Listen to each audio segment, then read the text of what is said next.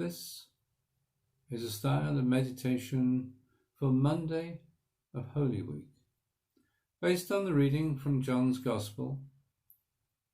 It's his version of a story of the woman with perfume anointing Jesus. And John uses a story based on one of Jesus' closest friends. Now, Luke, Matthew and Mark have a variant in their Gospels using an unknown woman and unnamed as the subject. But the message is very similar. It was a strange evening. We'd visited Lazarus before with his two sisters, and we knew the Master really loved him. After all, he'd brought Lazarus back from being a smelly corpse not that long before. Now, just like last time we were there, Lazarus and Mary sat with the Master and the rest of us, and Martha bustled round doing what she's really good at. Only this time Martha wasn't complaining about Mary. Maybe she knew something. Just after we finished, Mary left the table and went out. We thought she'd remembered to help Martha, but no. She returned with a bottle of the most exquisite perfume. And then, well, we almost started to worry about her. She untied her hair and sat at the Master's feet. Now, no good woman ever unties her hair in public. And she poured the perfume all over his feet.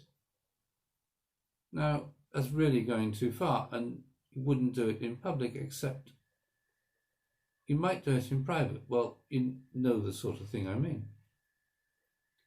After she had poured the perfume, she wiped the Master's feet with her hair.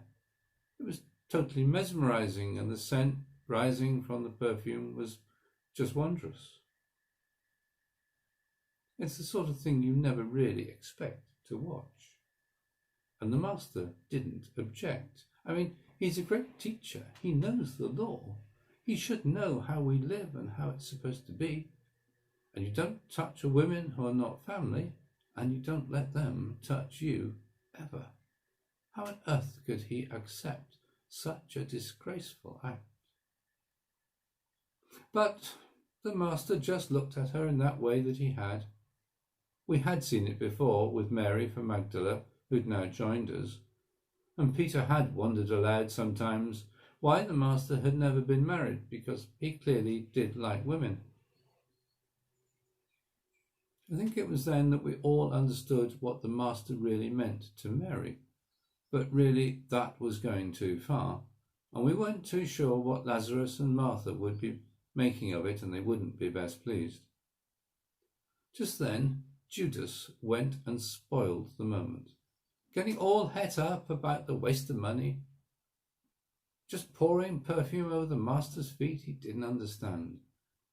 Now, Judas was a strange one. He had very different ideas of his own sometimes, and we did occasionally wonder why the Master bothered to choose him.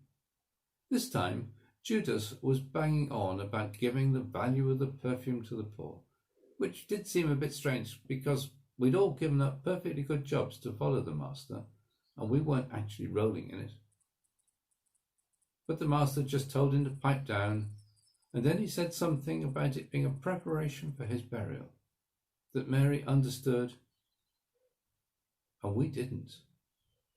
Now that's all sort of kind of spooky if you ask me. What did he mean?